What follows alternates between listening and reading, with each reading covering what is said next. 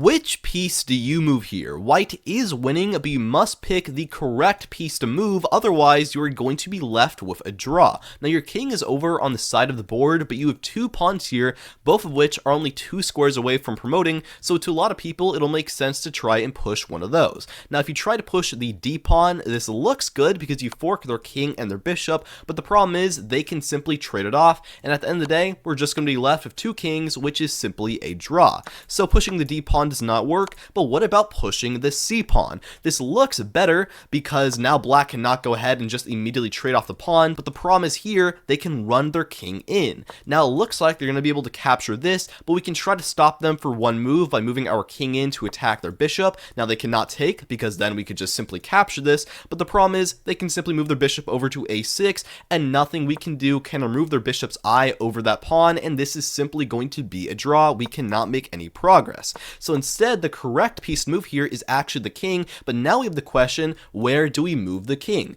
Well, the move that makes the most sense here would likely be moving over to b8 to attack this bishop, but the problem is black can move their king over to defend that bishop, and we actually cannot really make any progress here. If we try moving to d7 to go ahead and attack that bishop, once again here, they can just trade it off, and this is once again just going to be a draw. And if we try moving the c pawn instead, yes, we do get this check, but after black moves away, this is essentially the same position we had earlier. We're forced to run our king away though, and now they can capture this, they can capture that pawn in the next move, and yeah, this is just going to be a draw.